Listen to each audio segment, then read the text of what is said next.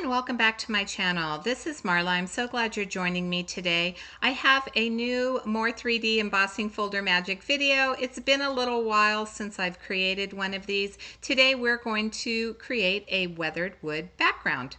I have a piece of Neenah Desert Storm cardstock and some picket fence distress paint. I have the one with a sponge dauber on it, so this is one of the older styles. The new ones have a pour spout on the top. You just flip the cap and you can squeeze out the paint. This one has the dauber, and I am adding the picket fence in a horizontal motion across this panel. This is a technique that I saw Tammy B from Plays Well with Paper. She is one of Tim Holtz's amazing creators, and I will link her channel in the description box below.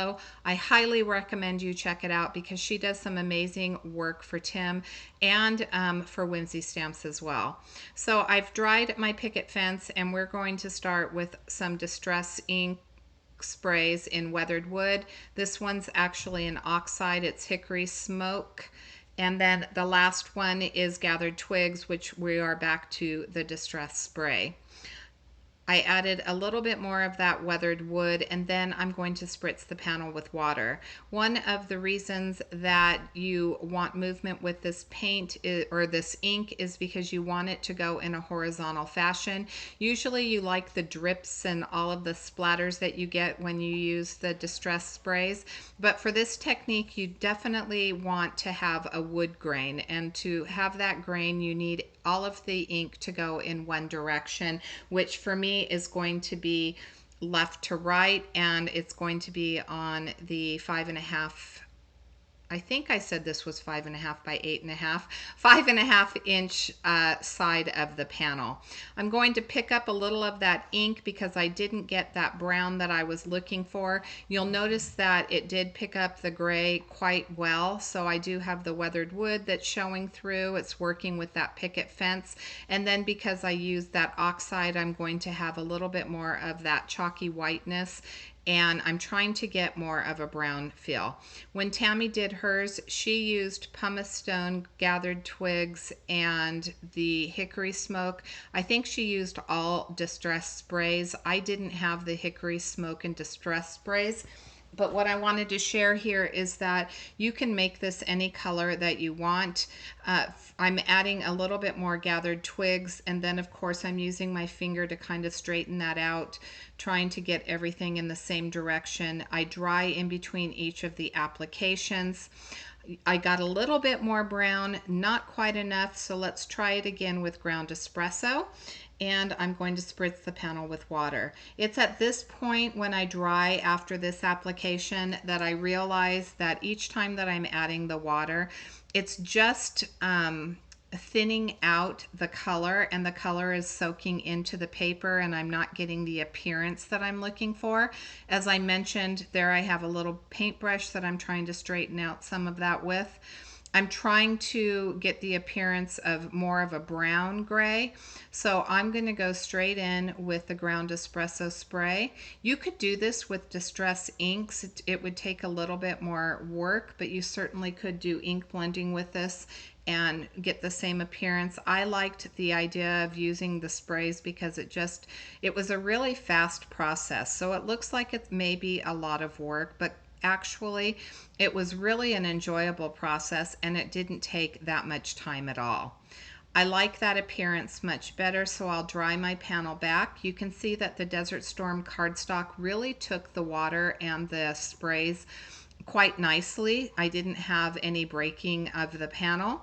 I have this lumber embossing folder. It's a 3D embossing folder from Tim Holtz, and the left side that you see up there on the panel is going to be the side that you would normally have on top when you're doing your embossing. So I'm just adding some archival ink in Vintage Photo, adding that to the top, and then I'm cutting my panels in half right here because I can't fit that full-size panel in there.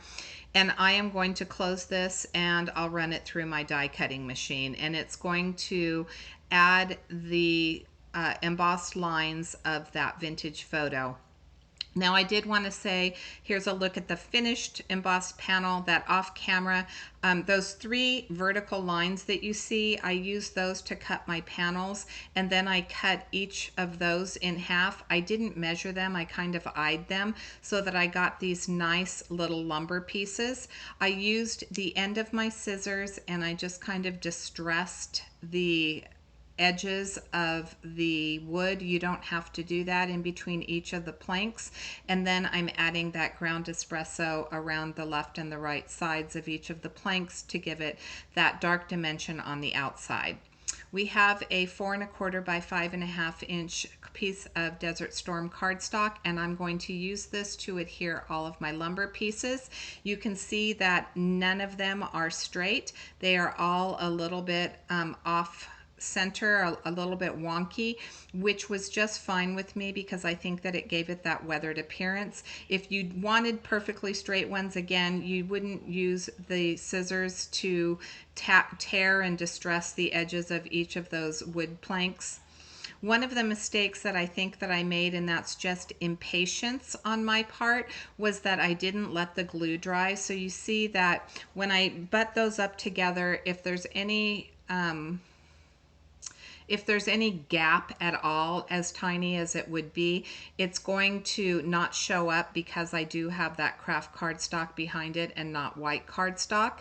But going back to my error, I would let this panel dry just for a few minutes, because when I do use my guillotine trimmer to trim off the edge pieces, I do have trouble with one piece because the glue was still a little bit wet, because this is quite thick. I have 2 pieces of cardstock together. I have to work a little bit at getting everything cut down. So I'm going to start with my trimmer and I'll align it as best I can. And as I bring that arm down, you can see there's that little bit at the very bottom of the panel. And as I try to get it, it just keeps kind of like tattering it. And I got some glue on the arm of this. So I'm just going to slide it down, because for some reason, the bottom of this guillotine trimmer tends to cut a little bit better than the top of it. And you can see how beautiful this wood grain is. As I mentioned, you could go with salvage patina and grays. There are so many different color options that you could use with this technique. I'm showing you one. I think that the colors that you laid down, you could certainly use black soot underneath and you would get a different appearance. So I would love for you to just try this out if you've never tried mixed media and you happen to have this embossing folder. I would just ask you to try it out, even if you tried it out with your distress inks, because it's certainly a lot of fun.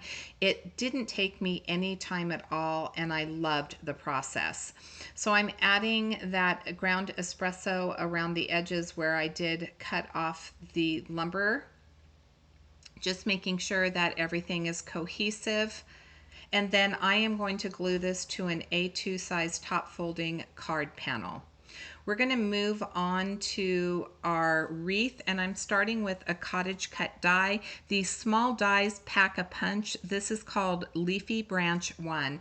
I am going to cut this. I ended up cutting it about 12 times from white accent opaque cardstock, and we're going to do a little bit of ink blending. Now, I did ink blend a few of these off camera before I turned the camera on to finish off these last few leaves. So you're going to notice that my little mat does have some green and purple on it, and it did transfer to the front side of this. I have these turned over to the back because we are going to add a little bit of dimension to each of these leaves. So I'm using a small blending brush and adding the peeled paint to the back of each of these leaves.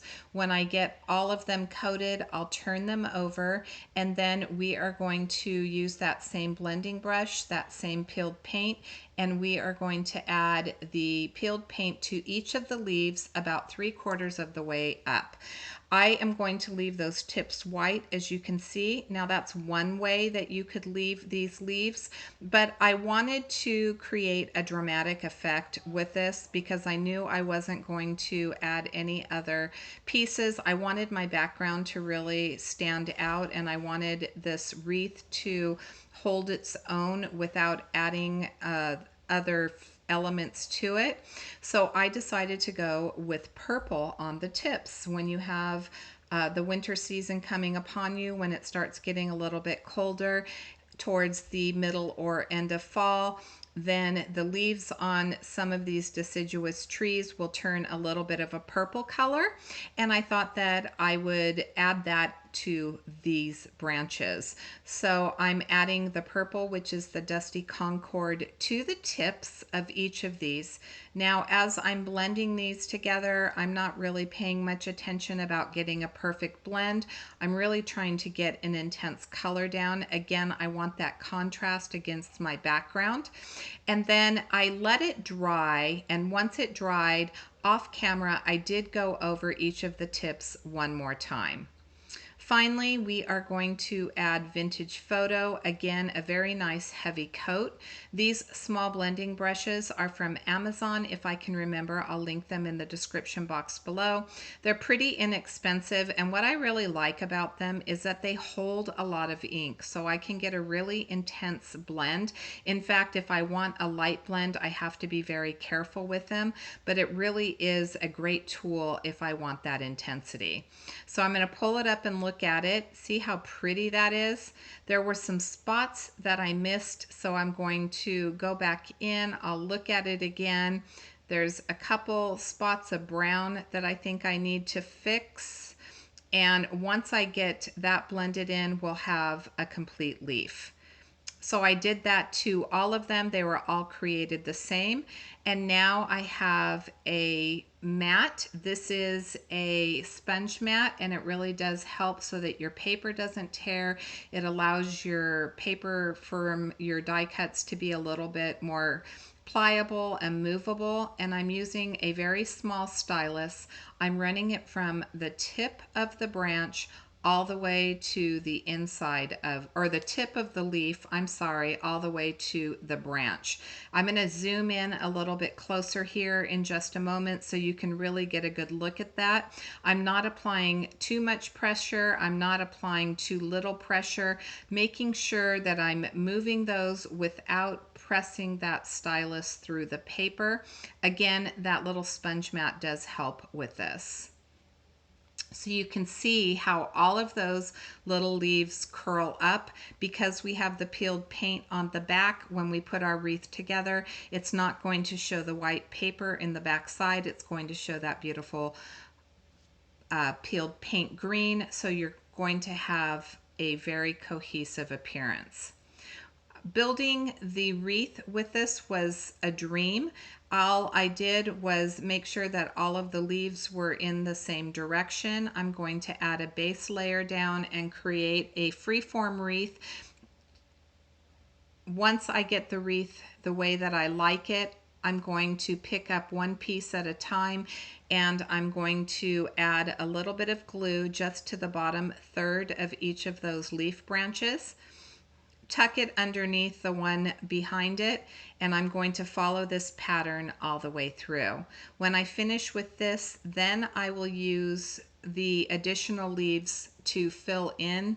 And as I fill it in, you're going to see that I'm going to get a really nice dimensional wreath without a lot of effort. So I didn't need to have a base ring for this. These leaves were perfectly aligned the way that they were illustrated to work as a wreath, and I think that this is just absolutely stunning. You can see how that green is really popping against that wood grain background. I would mention, as I did a little bit earlier, that you could, little apples would have been cute on this. I didn't happen to have any, but little apples would be cute if you wanted to add some flowers or some acorns. again, I didn't want to distract from my background since that was the focal piece of my card for this video. So I wanted to make sure that the wreath was nice and full, was a beautiful element on the card without taking away from my background. Off camera, I am going to use a die that says autumn. It's a very delicate die. You know I like to stack my dies up. In this case, because the die is so incredibly delicate, I didn't do that. I only cut it once from some purple glitter cardstock that I had in my stash. And then I wanted to kind of suspend it across the wreath. This isn't a card that I would put in the mail, and it's not because of the wreath itself. It's mostly because of the sentiment. So I am just going to barely attach that sentiment, kind of have it floating across the top of my wreath. It's going to take me a little bit of effort to get that done, but once I get it done, I think that the simplicity of it really does add to the charm of the card. I mentioned that this is a video that was based off one that I saw from Tammy, which plays well with paper. I am going to link her information along with all of the products that I used. If you have branches in your stash, give it a try. If you have this embossing folder or a wood grain embossing folder and you have some distress inks or oxides, I would highly recommend that you just give this a try. Just swipe the colors, maybe wet them down on your mat and then use a paintbrush to brush them on. I think that you would really enjoy the process. It creates quite a dramatic appearance and it's the perfect fall card. I hope you enjoyed this. If you did, give it a big thumbs up. And until next time, I hope you have a fabulous day. Thanks so much for watching.